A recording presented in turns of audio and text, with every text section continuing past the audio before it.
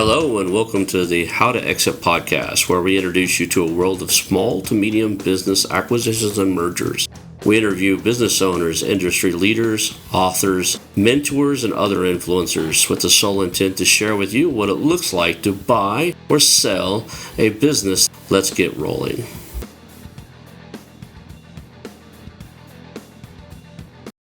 And now a moment for our sponsors. I want to highly recommend you get Acquisition Aficionado magazine. Every month, Acquisition Aficionado magazine brings you tactics for business buying and selling you won't find anywhere else. Learn firsthand from industry leaders who share their success stories, featuring in-depth interviews and stories from leading figures in the business acquisition industry. This multi-platform mobile magazine speaks to acquisition entrepreneurs wherever they are in the journey. And I want you to visit acquisitionaficionado.com today. Hello and welcome to the How to Exit podcast. Today I'm here with Parnell Speed, and we're going to talk about all things capital and raising money for your acquisitions. Thank you for being here today, Parnell. Oh, it's a pleasure to be here, Ronald. Thank you so much for having me.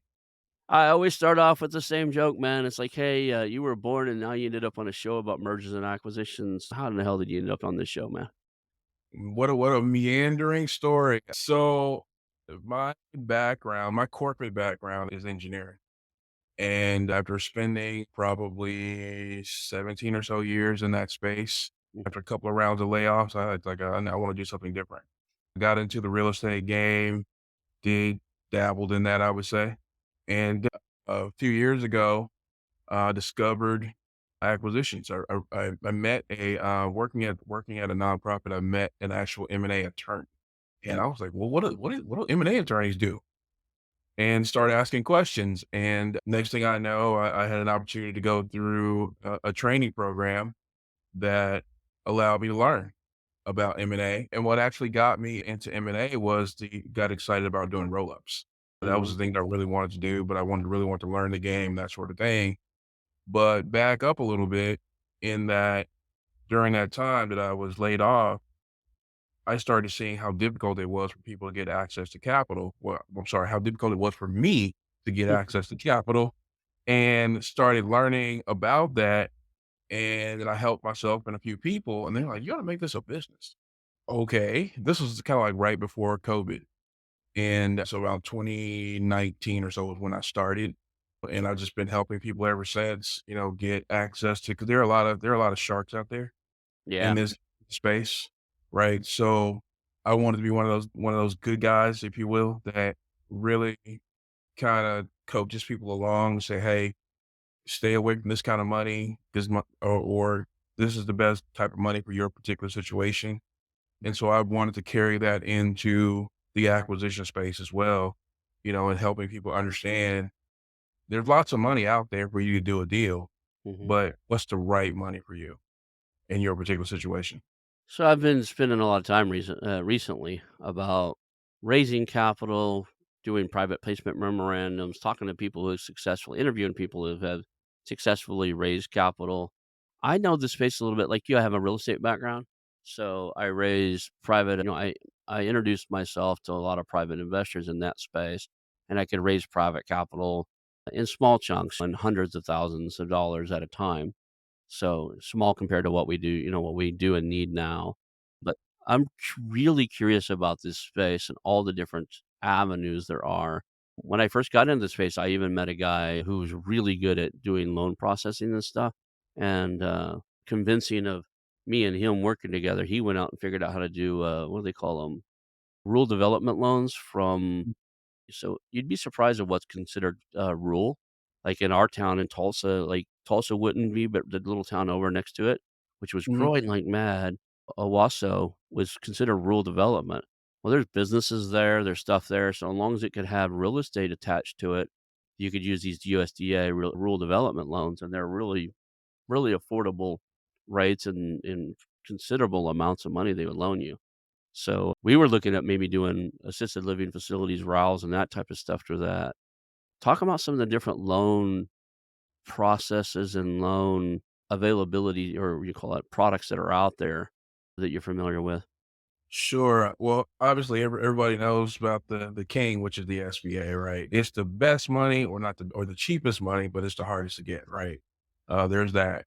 And then you have all of the alternative types of funding, which we can talk about, which is asset-based financing. You've got revenue-based financing. You've got contract financing.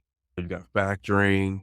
You've got I'm missing some stuff right now, but you got a host of there's lots of different things. Well, you got owner financing. That's the other king, right? right? Is owner financing, right? If you can do a deal where you're getting a little owner financing in there, I've even seen people do deals where they've gotten almost 100% owner financing. So that's the king of outside of getting that cheap SBA funding.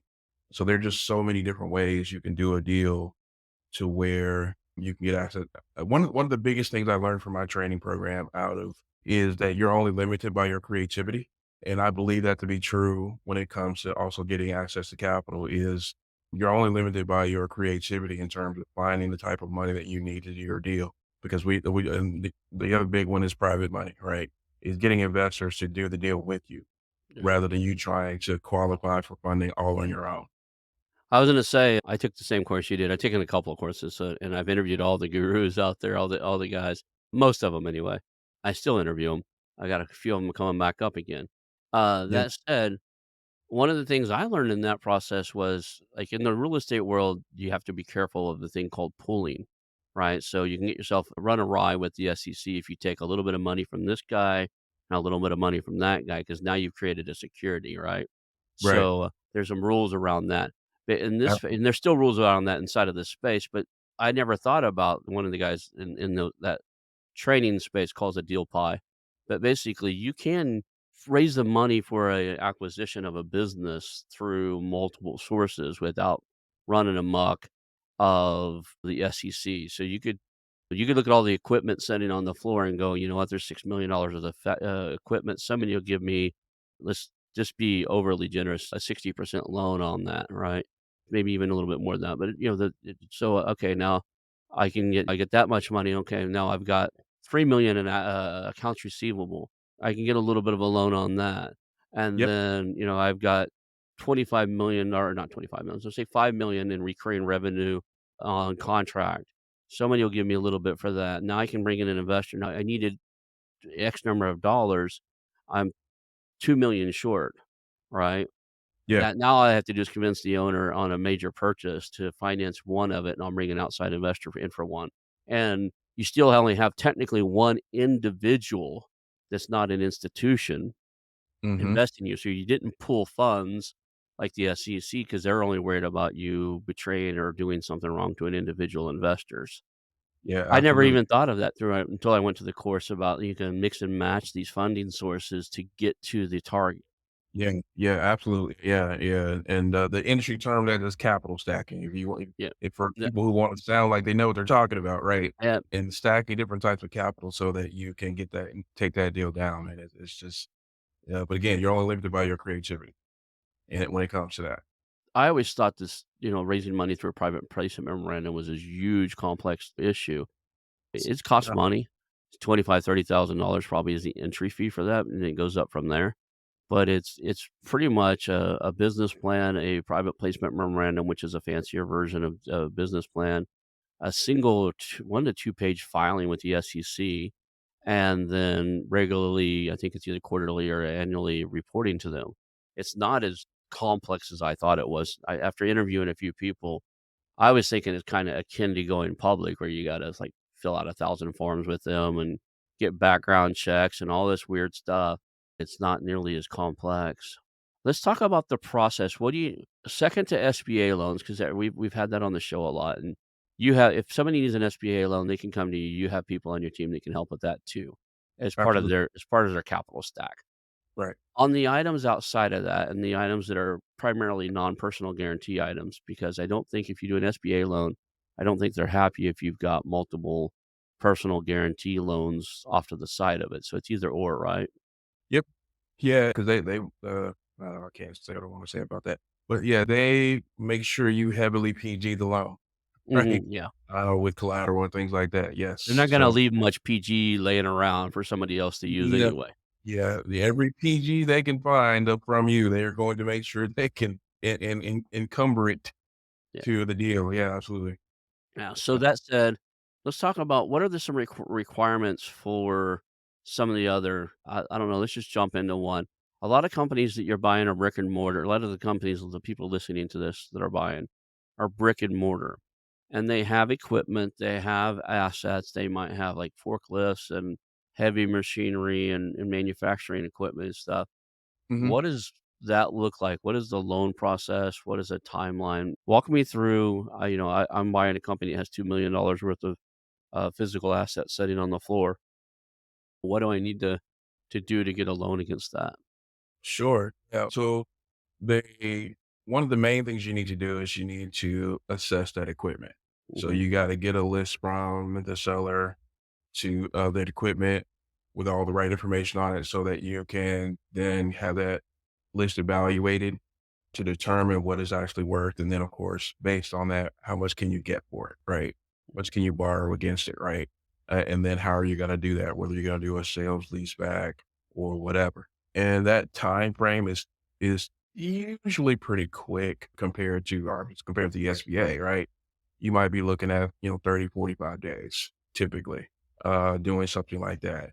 Same if you want to do like contract financing or something like that, you're probably the due diligence process is probably about 30 days, probably less, but generally around 2 weeks to 30 days, as long as that's after everything they need is into the underwriter, right?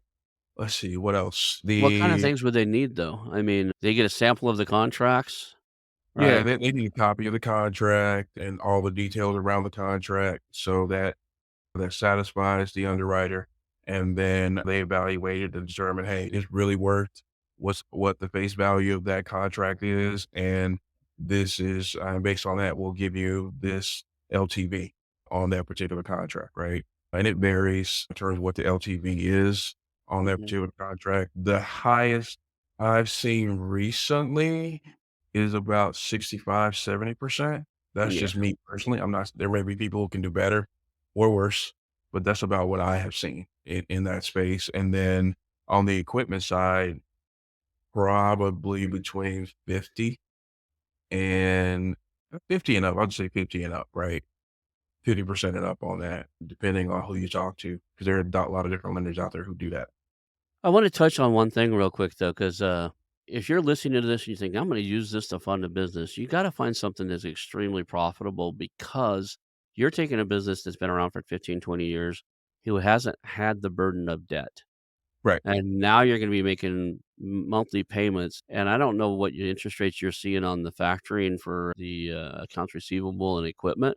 When I looked at it when I last time I looked at it deeply was before the interest rate shot up, and then they were still charging considerable amount. I have a buddy from mine that used to be in the he still is a Rotarian.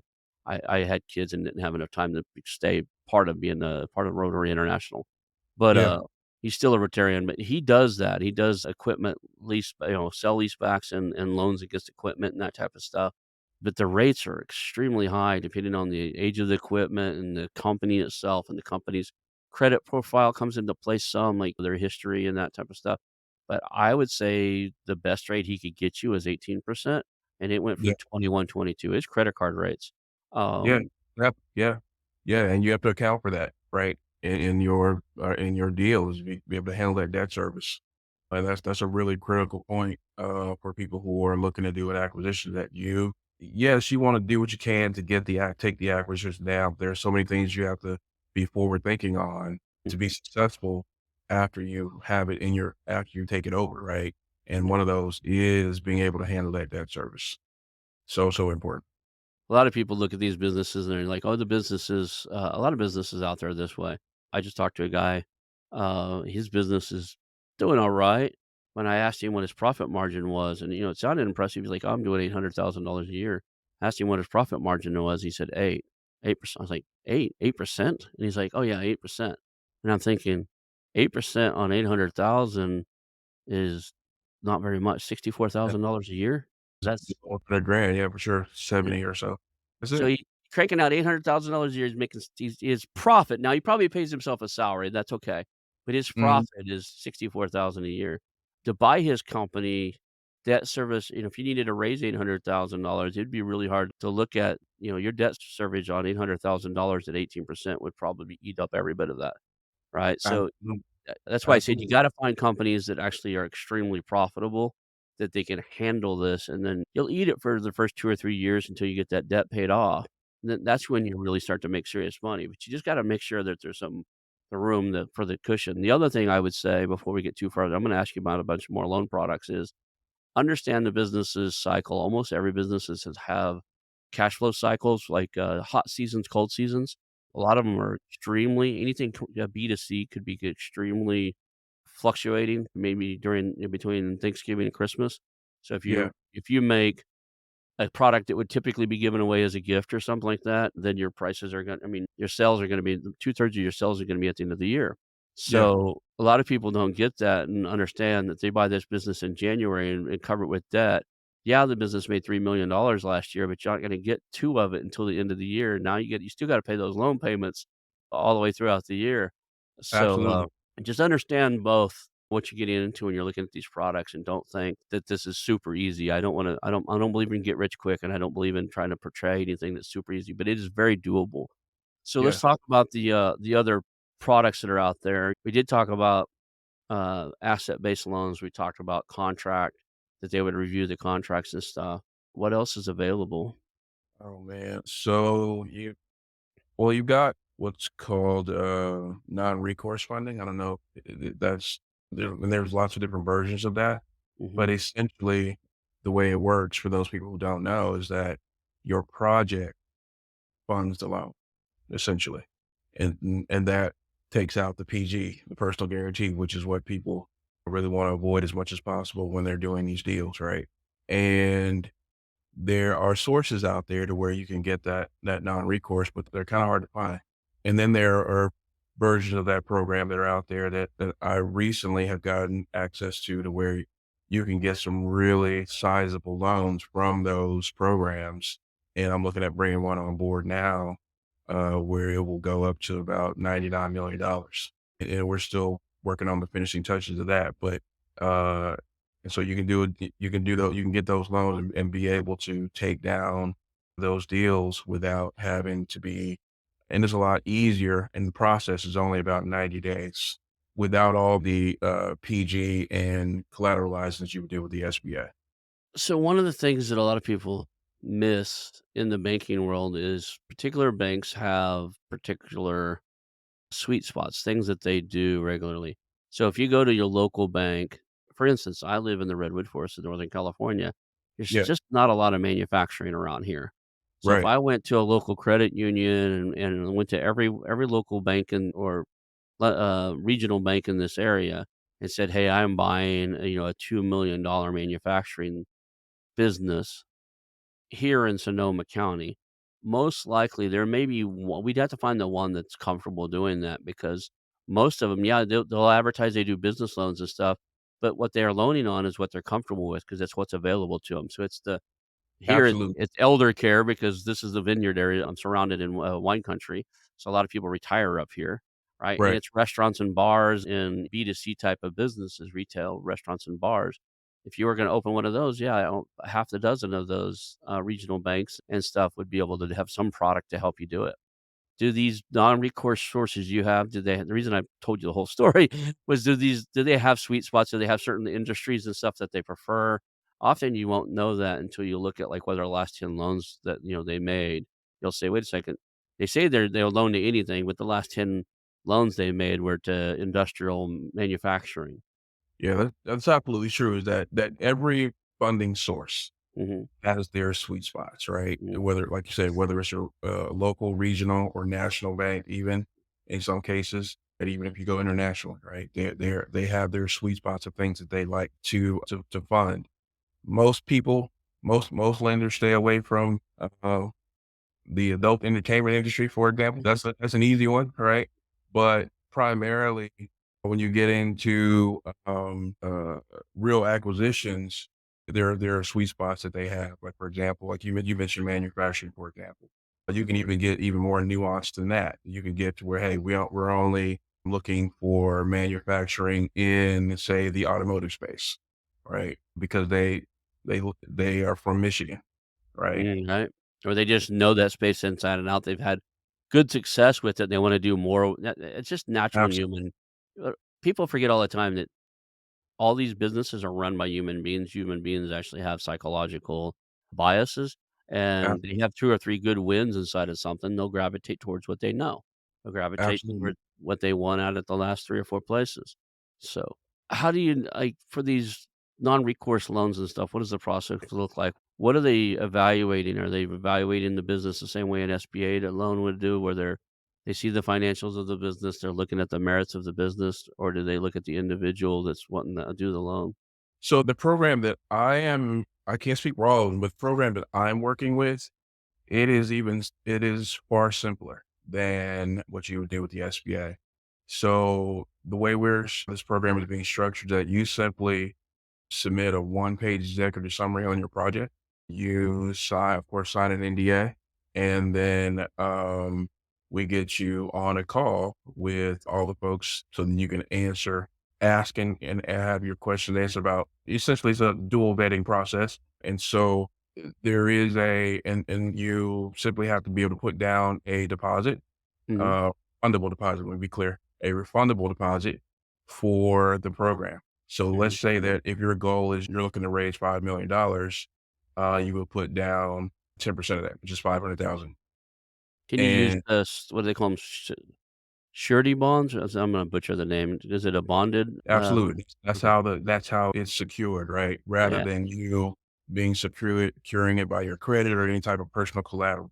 That's how the program works. And so then they do all their financial engineering on the back end, and then 90 mhm. days later, you get your $5 million plus your $500,000 back.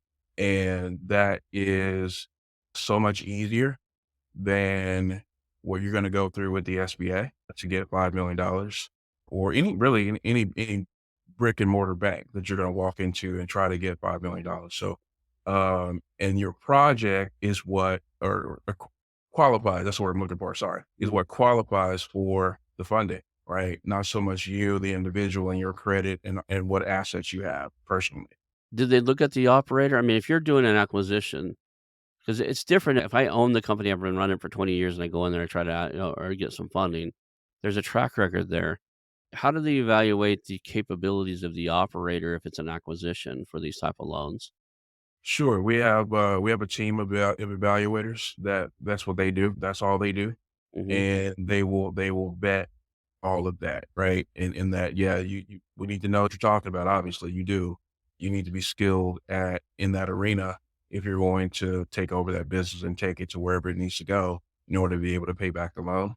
But it is less of a it's more of a skill scrutiny versus a asset scrutiny. If that makes sense?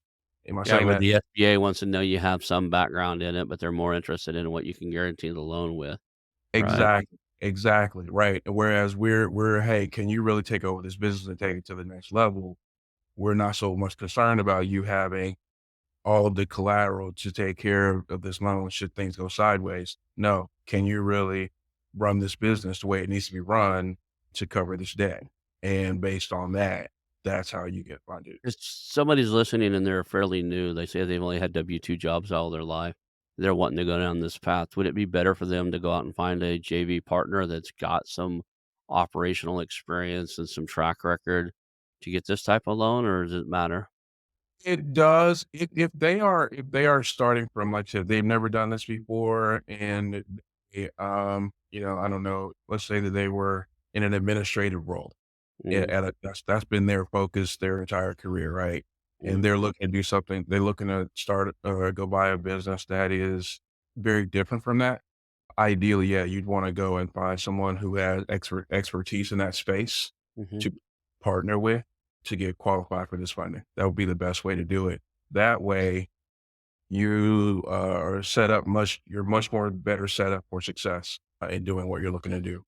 So I know in the SBA and a lot of other loan processes, and even some states have rules around percentage of ownership. So it's 20% or more in most of these cases. So if somebody, say if you say you have a JV partner, if somebody has 20% of stuff, they have to be brought in and vetted in a lot of these loan products. Is that true in what you're working with too? If there's a threshold where they become a significant partner. Yeah, and it varies, but yeah, it's usually around somewhere between 10 and 20% where they would be have to be vetted as well. What else I should say about that? But Yeah. that's I was pretty much the case. The Yeah, answer was it was a yes or no question. It wasn't, like, yeah, they still look at that if somebody owns a significant portion, and it sounds like by loan product, significant portion is defined differently, 10, 20%. absolutely. Um, like, I know that I'm a partial owner on a few things that projects that are out there, Yeah, but I don't wanna do any personal guarantees or anything, so I come in an advisory role, and I stay underneath that 20% ownership realm so that when they right. need to raise capital, if they decide to do an SBA loan, they don't have to I don't have to sign any personal guarantees or anything. I'm gonna stay out of that picture. So I was just curious if that held Yeah, true on realm. Let's rank these things in financial viability, like easy let's do it first by ease to get, like what's the fastest way to get money? And then we'll redo the same question on who has the best rates. Like the SBA is probably gonna beat everybody on rates. But SBA aside, let's start with I've got a business here. We need to close in 120 days. So that's pushing it. I've already done my due diligence. I think we're ready. And all of a sudden, my funding source backed out. I need to raise money. Which source would you point them to first?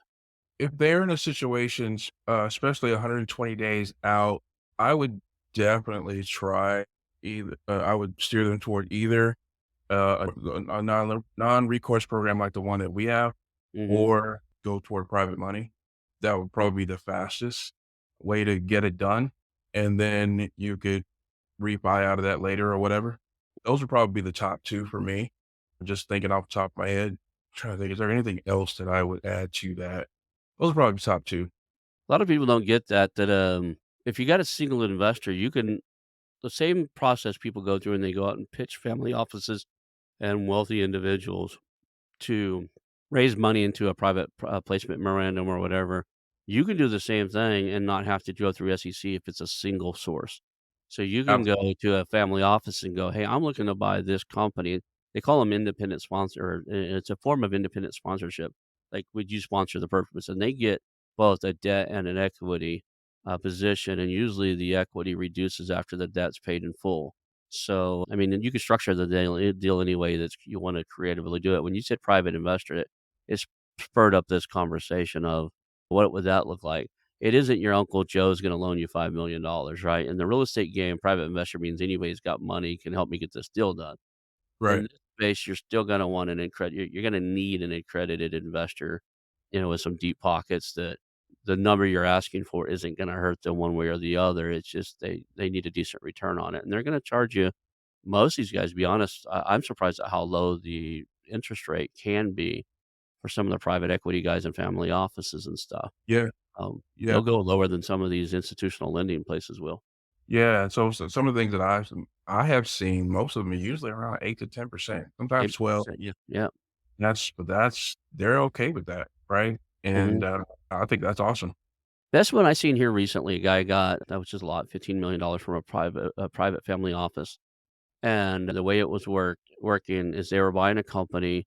They got for a $15,000,000 acquisition price, they got a really good deal because 'cause they're paying 3.5x. They did it on a 5-year note with you got 5 years to pay it back, and then that family office retains a 7.5% profit share.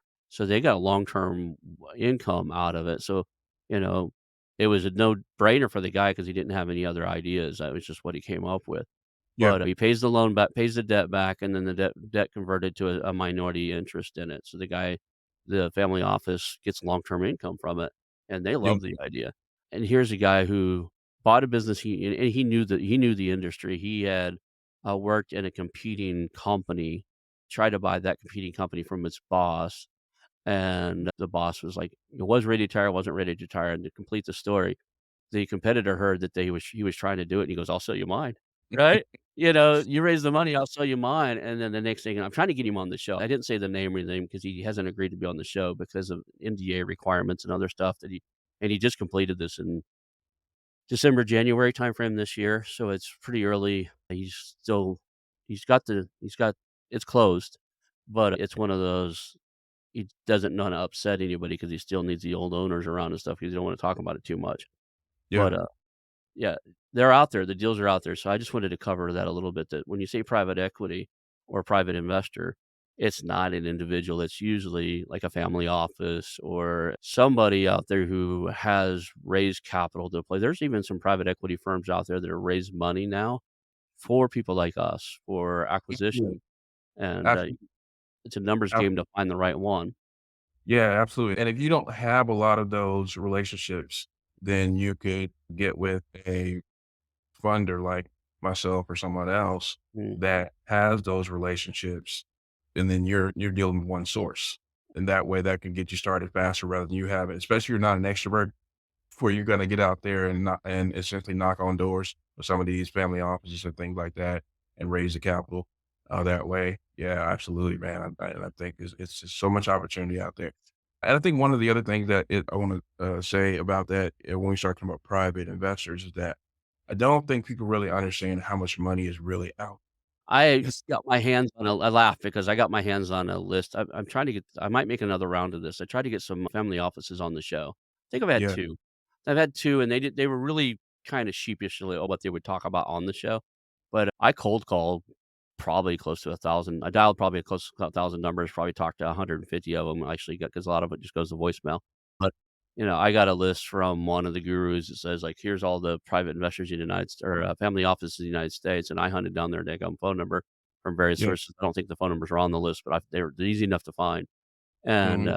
I just started calling them. It's like, "Hey, I run a podcast about buying and selling companies. Do you mind if I ask you a few questions? I eventually would like to get you on the podcast, but right now I'm curious." And some of the lessons I learned from them were most of them have more capital to deploy than I would have imagined to start with. More often than not, I was told that my audience and me was that's the reason they wouldn't come on the show too.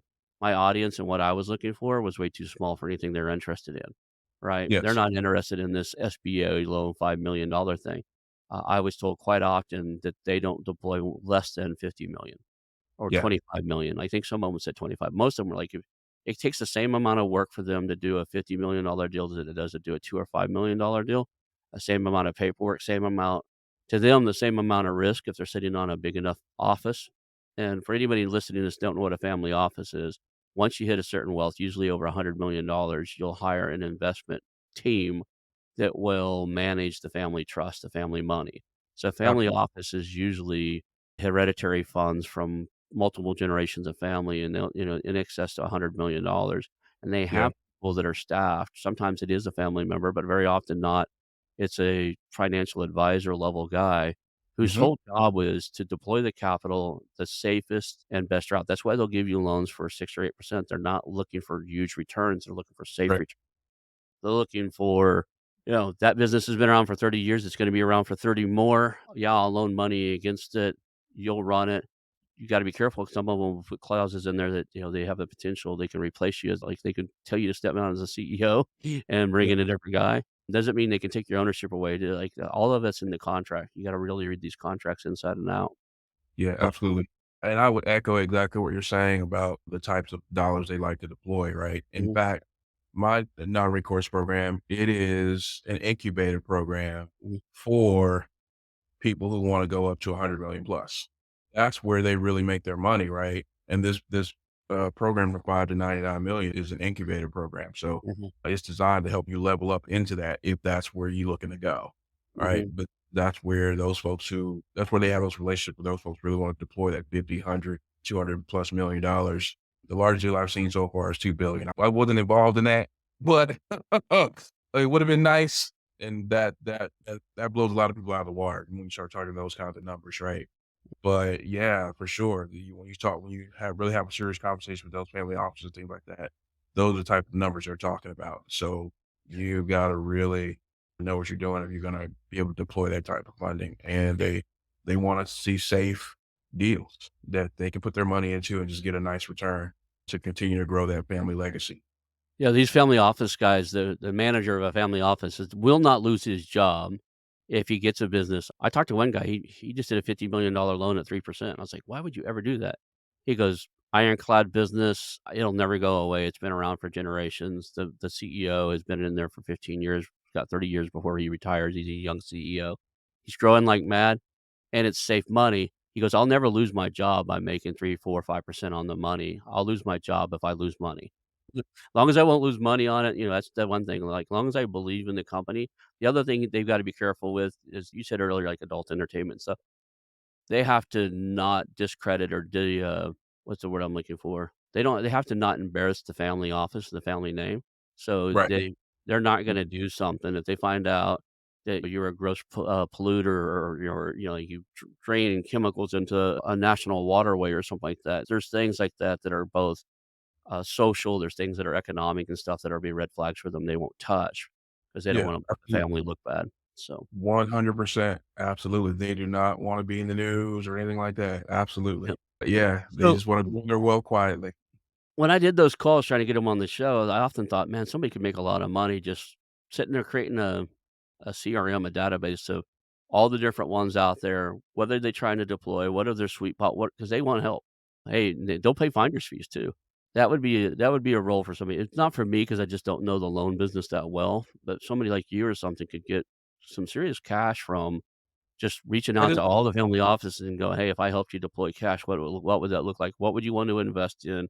What would you pay me as a finder's fee? And what would be the criteria to get you to say yes?" Because I know people in this space. yeah, that definitely is a goal of mine, but I wanna hire a team. I wanna hire a team to do that legwork to make that happen because that would be a very, very valuable tool, coming into for people who are in this space when we talk about M&A, because that's probably 80% of the work is doing the legwork of finding these family offices and other organizations that will lend, right? Because a lot of people, especially they're coming in this brand new, they don't even know where to start, unless you're gonna go pay some guru for, however much money they charge to teach you where to start. The 2 or 3 people I talked to recently, they did private placement memorandums and they raised, like I just talked to one of Carl Allen's guys who raised $235 million. That was from institutional or a private, I don't know, private equity guys or whatever, family office type of guy. But, he walked in, gave a pitch, guy loved the idea of what they're doing and said, "Well, how much do you need?" And he kinda got set back and I think he told him, goes like, "Well, 150, $150 million." And like the guy laughed at him. He was like, "Yeah, it's not gonna happen." Calls him back in a day or 2 and says, "I'll do 110 or 120," or whatever the number was. But he says they say he's raised 235 million, but it was in like 2 institutional investors that did it, right? Yeah, And it's all debt. So it's a debt structure, so he's not giving away equity in that position. They need to wow. deploy it. He has a hell of a story to tell. They're backing his story. That's another thing is, like, you have to have something that they wanna get behind. Absolutely, especially if you can raise the money with just debt, right, and not have to Mhm. give up any equity, that's awesome. That's a great place to be in. So, let's talk about how do people reach out to you? How do they what's the process to start working towards rate? When should they start the process? Let's start with that. When should they start the process of knowing where the funds is coming from? Sorry, ask me that one more time, I'm sorry. When should they start the process of knowing where they're getting the money for a deal? Like, they went through a Roland Fraser, a Jeremy Harbor, they went through an ETA program at the local, university, Stanford or Cambridge. All these schools now have these ETA, entrepreneurship through acquisition. They Yeah, came out of the program, maybe they don't wanna raise a search fund through the traditional way, maybe they didn't finish the college or whatever for reason, they're not gonna use the in-house college-based search fund model. But they need to work. At what point should they kinda start looking at the different, like, sources of where the money's coming from? in my opinion, yesterday. Yeah. Right. That's the short answer, right? Yeah, because you want to obviously, when you do an acquisition, right, the goal is to make money, right? Mhm. Well, one of the things that's most important about that is how you take it down. That impacts your profitability, right? So you wanna start that process, start learning what's possible for this particular deal as quickly as possible. Even before you get to the point of signing an LOI. You don't and I have had people come to me when they've signed the LOI and our due diligence period is 45 days. Okay. Make Eh it hard for me, why don't you? yeah, and the other side of it is they don't understand they just negotiated something that's not fundable, right? Oh gosh, yes, absolutely, 100%. It's like, this deal doesn't make any sense. Right, How I can't there's nothing for me to do here. You gotta if you're not savvy in that space, you definitely wanna, if you can, get someone on your team or an advisor or something like that who can help you because the type of money, the rates and all that sort of stuff, all that matters in terms of how profitable your deal is going to be. It's so, so important because on the other end, it's one of the things that a lot of people don't think about, and we can talk about this more if you want, is the funding for the growth aspect of the deal. right, right. So, before we get to let's do that in just a second here. Before we get to that, there's a question burning in my head. What is your typical terms for a non-recourse loan? Is it what I mean by that is that what's a average interest rate and what's the average length of the term of the loan? Like, is it 15 years? Is it 5 years? Is it 2 years? What's the loan length? What I have seen is it's usually very typical of what, like, business term loans, for example, are Mhm, usually 5 or 7 years typically, and the ones that I have seen, those not are usually follow along with that. The longest I have seen is 10 years. mhm. In fact, we have one that will go 10 years, and that 10-year term is at 6%. And in some cases, you can even do interest only in that period if you choose to. I've seen some of these commercial I'm leaning on my real estate experience, and this might be different in this space, but some of the commercial loans I've seen, they could be like a 10-year loan, but they have a 3-year review period, meaning that every 3 years throughout the loan, they're gonna come in and look at the financials, and they can call the loan due. I actually know Sure. of a gentleman right now who, it's been years ago, but he came to me one day, and he's like, "Hey, they're gonna take my business away if I don't come up with X number of dollars." And he owned a bunch of real the reason he came to me is I bought real estate up like you wouldn't believe. And Right. he had a notebook. He goes, "Here's 47 houses I own. I need to raise 300,000, like, in the next 30 days. Show me which houses you would buy for 300,000." And because he owned all of his properties free and clear, so he goes, "Just look through them and see," and I was a little overzealous because his houses were in rough zones and, in rough condition. So, he never agreed to the number of houses. I basically wanted them all, but it wasn't gonna happen. And then I cut it back down to about 10 or so, and this is Oklahoma where it's not uncommon to get houses in those areas for 10 or 20 grand, 30 grand. Mhm. So Yeah. basically, I came up with, "Hey, I'll take these 12," and, he still said no, but he found another way. But the reason he was in trouble is the economy had changed on him a little bit, and they did one of his evals, like, I think every 3 years, his commercial loan had to be reevaluated. Is that Yeah. something that happens in some of these other commercial products? They're gonna look at your financials and your business. They're gonna do a health check on the business every so often to make sure that you're still on track. Yeah, it definitely can. Absolutely. And it varies from lender to lender, but yeah, absolutely. They want to look at that. But of course, you have those lenders as well who, hey, as long as you're making a note payment on time, we're good. Now, if you miss one, that might trigger that, right? Right. Or you're late on one that might trigger that, right? You don't want to get into that situation, but absolutely. But when you start looking at those folks who want to make sure that their investment is doing what it's supposed to be doing. Yeah, they wanna make sure you're doing holding up your end of the bargain, if you will, and making this deal earn me my ROI. You brought up an important part. Let's talk about it real quick. When you raise capital to purchase a company, you need to do more than just raise to do the acquisition itself, right? When you acquire something, day one, you pay the seller off, but there's operational costs, there's costs to do certain growth avenues and stuff like that. Especially when you just took on debt, the fastest way to make it do some easing on you is you grow the company, right? You buy a Yeah. company doing $5 million a year and $1 million in EBITDA, and now you got debt coverage that's eating that $1 million a year up. Fastest way to ease that is to let's grow it to 1.5 million, and now we're a little more comfortable. Growth very often takes capital. What is your recommendation on raising enough money to fund the growth? First, I would say you definitely have to have that plan going in, Hmm. and what I mean by that is, okay, if I'm at 1,000,000 right now, what do I need to do to grow it to that 1.5 where I will become? And then whether that's marketing or whatever, what is that going to cost realistically? And you know that number, right? So that so you have a plan for that and you have a number for it. And then obviously you execute that the right way. because some people just abandon their plan. That's a whole other conversation.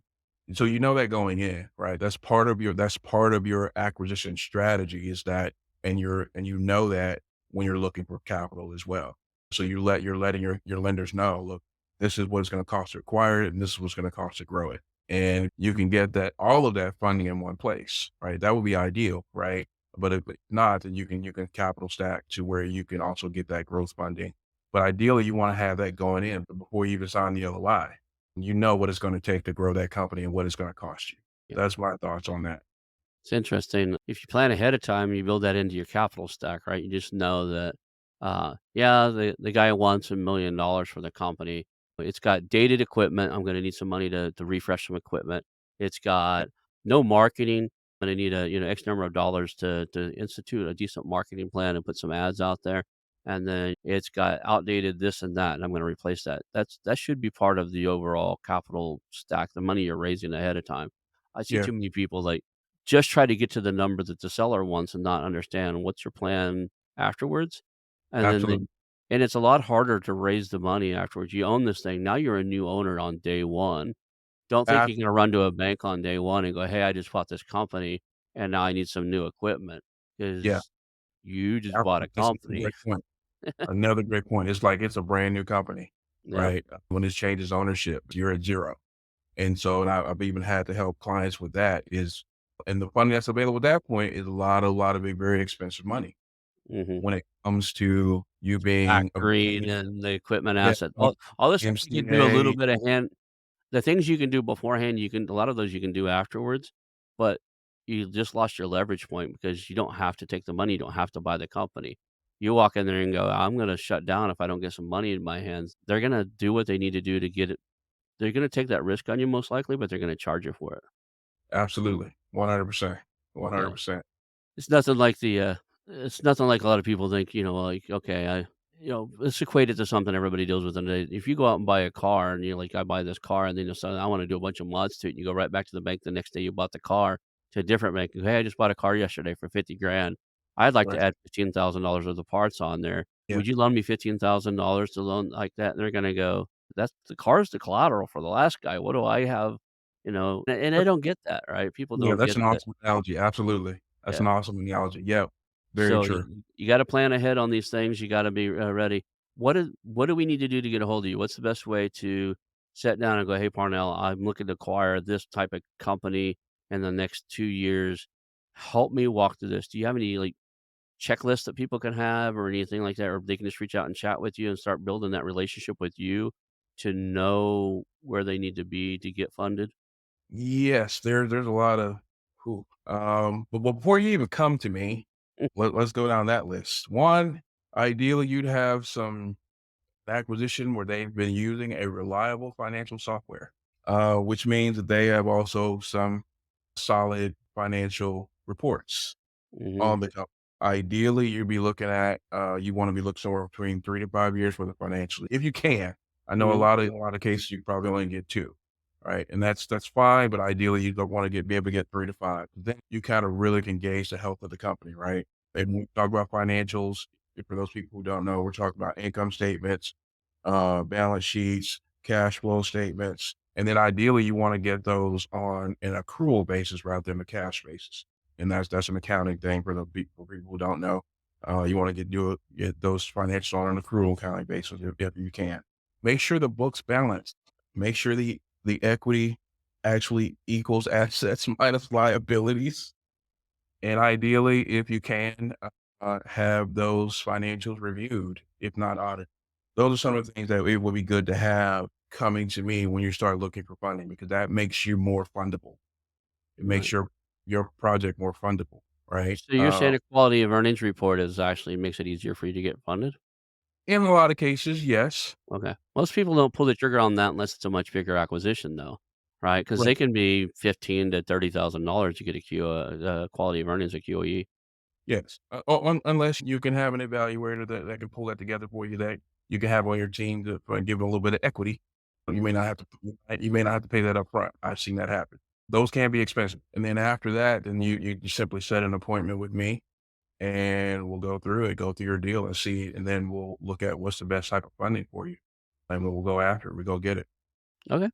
And what's the best way for people to reach out to you? Is there a LinkedIn email address or a phone number you want people to call? How do you want people to reach out to you? Yeah, the best way to reach out to me is definitely on LinkedIn. My LinkedIn profile, just look up my name, Parnell Speed. And then, of course, you can always email me at parnell@rbhcapital.com. That's a great way to reach out to me. Yeah, let's do that. That's cool. And then one thing we always like to end up with the key takeaway. So to end the show today, if somebody can only remember one or two things about what we talked about raising money to buy the company, what would you want them to remember? Great question. I know it may sound cliche, but it is the thing I want them to know is that it's doable. It's not as daunting as you might think if you educate yourself and you work with the right people. I think that's it. If you're not seasoned in that yourself, right? Mhm.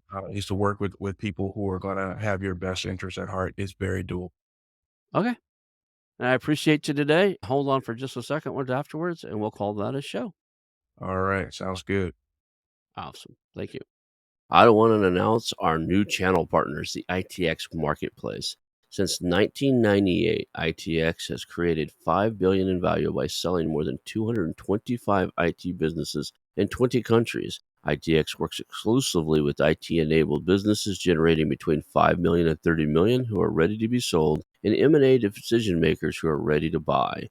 For over 25 years, ITX has developed industry knowledge that helps determine whether a seller is a good fit for their buyers before making the match. ITX Mergers and Acquisition Marketplace we have partnered with has a proprietary database of 50,000 plus global buyers seeking IT service firms, managed service providers, Microsoft service providers, software as a service platforms, and channel partners with Microsoft, Oracle, ServiceNow, and the Salesforce space. If you have an IT enabled business you're ready to sell, I want you to visit the itexchangenet.com/marketplace. How to exit. That link will be in the show notes. Visit them now.